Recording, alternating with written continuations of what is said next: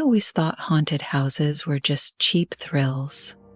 A bunch of fake blood, actors in masks, and sudden loud noises meant to make you jump for a second and laugh afterward. That's what I expected when I signed up for McKamey Manor. What I got was something else entirely. Something that still keeps me awake at night. It started with a long, drawn-out waiver process. They made us watch this hour-long video of past participants. People crying, screaming, begging to leave. It felt more like a warning than a waiver. They kept saying it wasn't like other haunted houses, that it was an experience and we needed to be mentally prepared. But I'd seen YouTube videos of people doing it. I figured if they could handle it, so could I. I was wrong. The night of the event, we were blindfolded and driven to an undisclosed location. The whole ride there, my heart was pounding. I tried to remind myself it was just a game, just a really intense haunted house. But as soon as the van stopped and the doors opened, I felt something shift in the air. I wasn't so sure anymore. The first thing that hit me was the cold, not just temperature-wise, but something deeper, something that made my skin crawl. They pulled off our blindfolds and we were standing in an old, run-down warehouse. Dim lights flickered overhead, casting long shadows on the concrete floor. That's when I saw them, the actors. They weren't wearing typical horror costumes. No fake blood or exaggerated makeup. They were in black, their faces covered with masks that looked unsettlingly real, like they weren't meant to be masks at all. One of them stepped forward, inches from my face. "Are you ready?" His voice was barely above a whisper, but it sent a shiver down my spine. I nodded, trying to act tougher than I felt. "No safe word," he continued. "No stopping. Once you're in, you're in." That's when they grabbed me. I wasn't expecting it.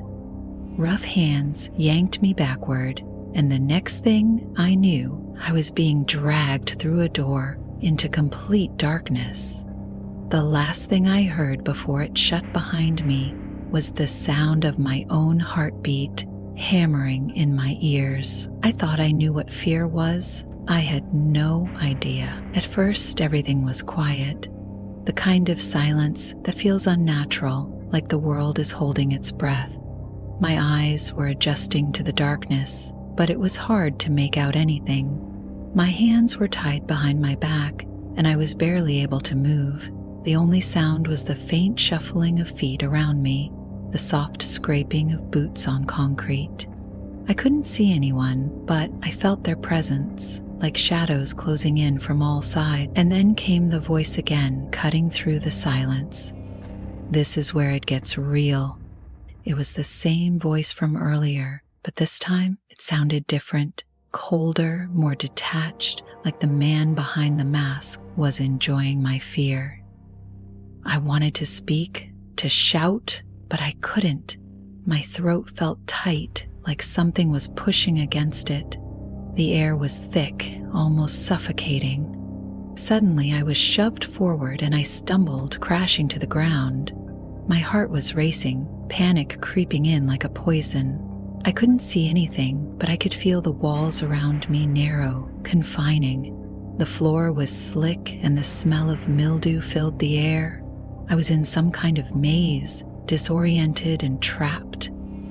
Then I heard it, a low growl just behind me. It sounded like an animal, but not quite, more like something trying to mimic an animal, but failing. It was unnerving, unnatural. I froze.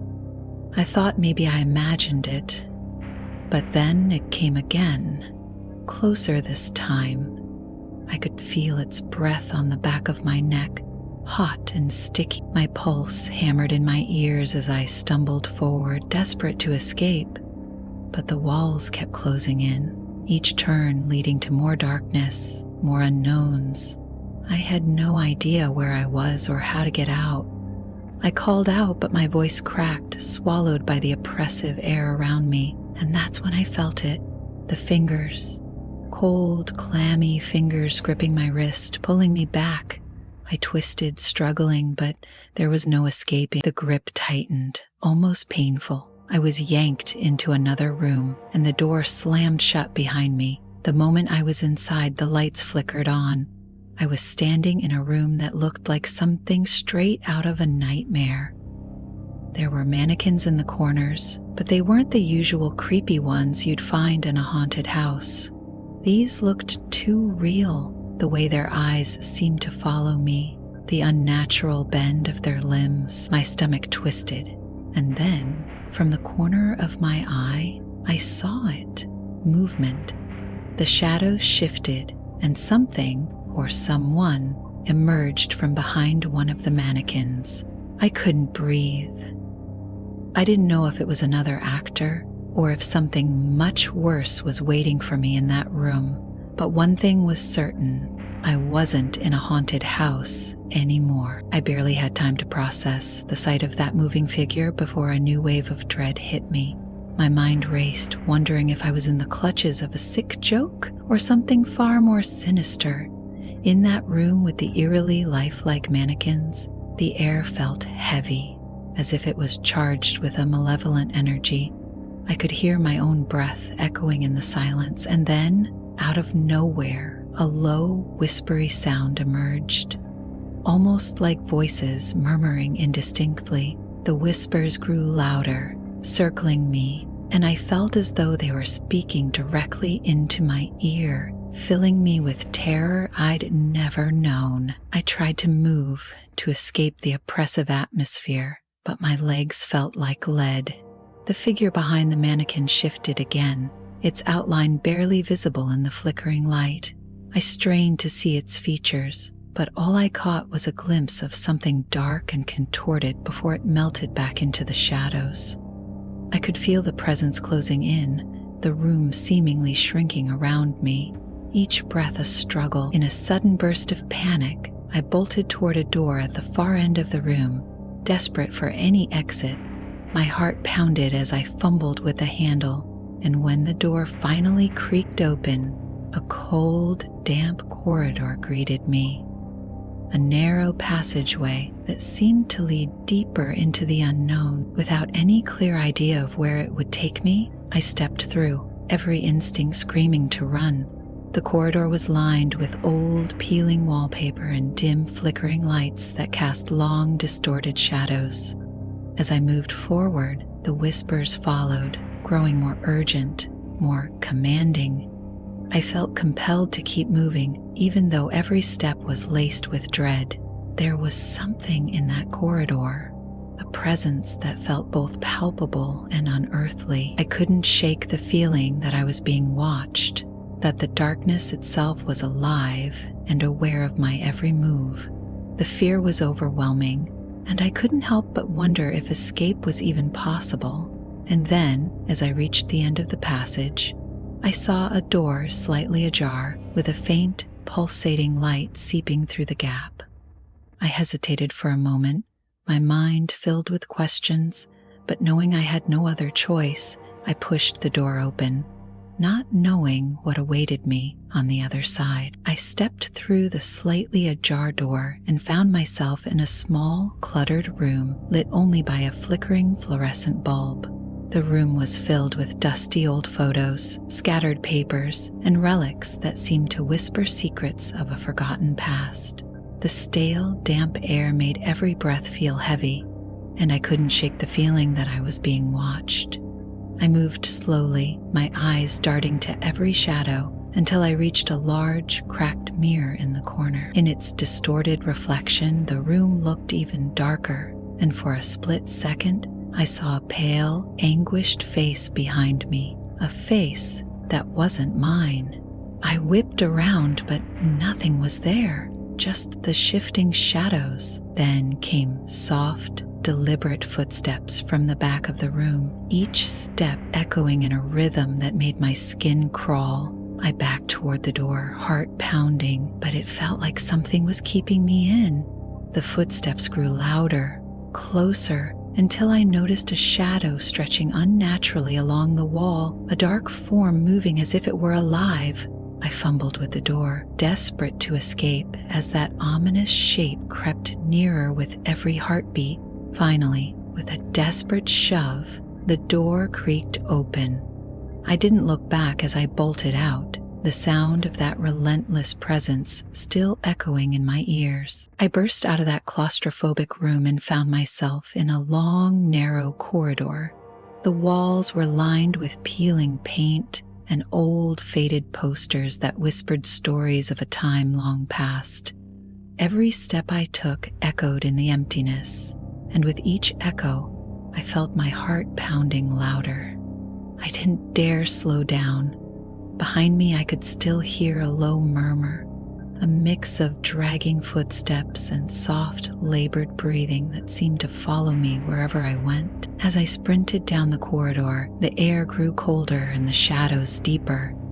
I could sense that the presence wasn't far behind. My mind raced with thoughts of escape, but every turn led to more dark, empty hallways. Then, at the end of one particularly long corridor, I saw a heavy door, slightly ajar, with a faint glow spilling out. It was the only exit I could see. Without pausing to think, I charged toward it, hoping it was my way out. Just as I reached the door, I heard the sound of a low growl reverberating off the walls, a sound that made the hair on the back of my neck stand up. I pushed the door open and plunged into an even darker space, my pulse racing as I stumbled into the unknown. I couldn't tell if that growl was coming from behind or from within the darkness itself. All I knew was that I had to keep moving, to escape the suffocating terror that clung to me like a second skin. I found myself in a pitch-black room that reeked of decay and damp. The heavy door slammed shut behind me, plunging the space into a suffocating silence broken only by my own ragged breathing.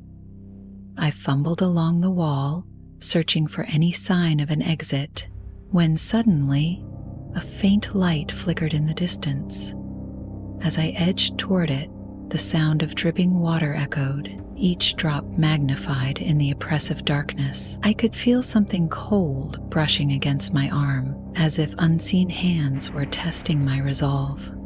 My heart pounded in my chest as I finally reached a narrow passage lit by that weak, trembling light. With every step I took, the sound of my own footfalls mixed with an eerie, low hum that seemed to vibrate beneath the floor.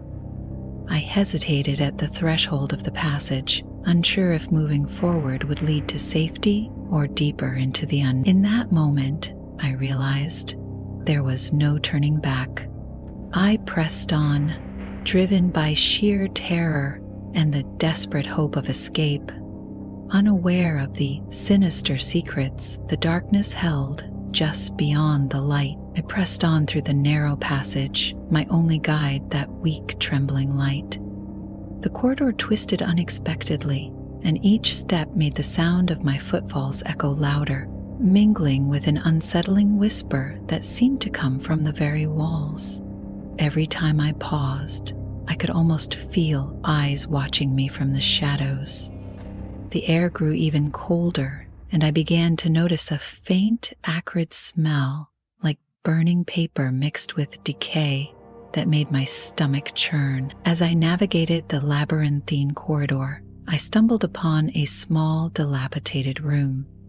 Flickering light revealed scattered remnants of what looked like old journals and photographs strewn across a broken table. I knelt to pick one up, my hands trembling as I read faded words that hinted at a dark history, a tale of torment, loss, and inexplicable occurrences that had plagued this place for years. It was as if the room itself was trying to warn me. A sudden, distant noise, a low, guttural moan, made me snap the journal shut, and I bolted from the room, my pulse hammering in my ears. I realized that each turn in this maze only deepened the mystery. The passage seemed to close in on me, the darkness pressing forward as if alive. I could no longer tell if the strange sounds were echoing from within these walls or following me like a relentless predator. There was an overwhelming sense of foreboding that made me question whether I was walking toward freedom or into the heart of something far more sinister. I continued down the twisting passage, my heart pounding like a drum in my ears. The narrow corridor eventually opened into a larger, cavernous space, with walls covered in peeling, faded paint and cryptic symbols scratched into the surface. In the center of the room, a single ancient wooden chair sat beneath a flickering overhead light. As I stepped closer, the temperature dropped even further, and I could see my breath clouding in the cold air. A heavy silence filled the room, broken only by the distant drip of water and the occasional creak of the old building. I hesitated at the edge of the room, feeling as if the very air was charged with an unseen energy. Then, almost imperceptibly, the chair slowly began to rock back and forth, its motion methodical and deliberate. I froze, straining to catch any sound beyond that rhythmic creaking. My mind raced with questions. Was this some sort of trap or a final warning from whatever haunted these halls?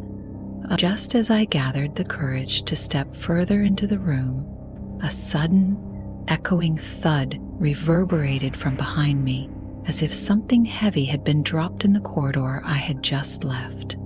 My pulse spiked, and I realized that leaving was no longer an option. With a mixture of dread and determination, I stepped into the room, every instinct screaming at me to run, while my curiosity dragged me deeper into the unknown. I stumbled from the narrow passage into a vast, crumbling hall where peeling wallpaper and old photos lined the walls. The faded faces in those photos seemed to follow my every move, their eyes haunting me in the dim light. The silence was broken by a low, continuous hum, a sound that vibrated deep within me, like the heartbeat of something ancient and malevolent. Each step I took echoed ominously as I moved cautiously through the hall, trying to steady my trembling hands. The whispers I'd heard before grew louder, circling me like a sinister lullaby. My mind wavered between the urge to flee and an unsettling curiosity that compelled me to press on. Along the hall, a row of heavy wooden doors sat slightly ajar, each one beckoning me with a promise of escape, or perhaps a descent into deeper terror. I approached one door, its handle shockingly cold in my grasp. With a hesitant push, the door creaked open, unleashing a rush of cold, stale air that carried with it a faint, eerie laughter, half mocking, half joyful, yet utterly inhuman. I froze as that disembodied laughter echoed in the space, amplifying the dread that had taken root in my chest. For a long moment, I stood there, caught between paralyzing fear and the desperate need to uncover the mystery behind this horror. I knew whatever awaited me on the other side was watching, waiting to pull me further into this nightmare. I pushed forward into the room beyond the door, my hands still trembling from the echo of that eerie laughter. The space before me was small yet filled with a disturbing array of objects, a crude shrine of old relics, flickering candles and strange symbols scrawled on the walls in what looked like dried blood. The air here was heavy, laden with an inexplicable mix of decay and ritual. As I stepped in, the floor creaked under my weight, and I felt like I had intruded on something sacred to a dark force. In the center of the room sat a makeshift altar draped in dusty, torn cloth. Scattered around were relics that told a story of twisted worship, a rusted knife, tattered pages filled with indecipherable symbols, and a single, faded photograph of a young woman whose eyes seemed to beg for mercy. My mind raced as I tried to piece together the purpose of this shrine. It felt as if this room was the epicenter of the terror that had haunted me since I first entered the building. Then, without warning, the temperature plummeted further. I could see my breath, and the dim candlelight began to flicker wildly. The whispers that had followed me up to this point rose into a crescendo, a dissonant murmur that seemed to emanate from the very walls. I felt an overwhelming presence, as if unseen eyes were fixated on me, judging, waiting. Every instinct screamed to run, yet I was frozen, compelled to witness the horror unfolding around me. In that moment of paralyzing fear, I noticed a peculiar detail on the altar, a small handwritten note scrawled in shaky ink. "We are forgotten, and we return." I could barely process the words when a sudden harsh gust of wind extinguished the candles, plunging the room into darkness. The sound of that wind mingled with a deep guttural hum that vibrated through the floor, and I knew that whatever had been summoned in that room was not ready to let me leave. I stood there in utter darkness, my mind racing as the deep guttural hum vibrated through the floor beneath me. My heart pounded in my chest as I fumbled for my phone, desperate for even a sliver of light. When I finally managed to turn on the flashlight, its weak beam cut through the black void, revealing that the room had changed. The altar was gone, replaced by a circle of strange symbols carved into the floor. In the center of that circle, a single flickering light hovered, as if suspended in midair. I took a hesitant step forward, feeling the chill of the unknown wrap around me like a shroud.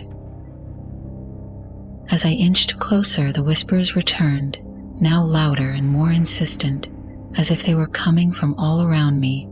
I could almost make out fragments of words, pleas and warnings, overlapping in a maddening cacophony.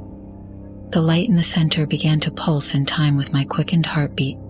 My instincts screamed to flee, yet a morbid curiosity compelled me to stay. I realized that this room, the symbols, the pulsating light, held the key to the nightmare that had unfolded since I entered this place.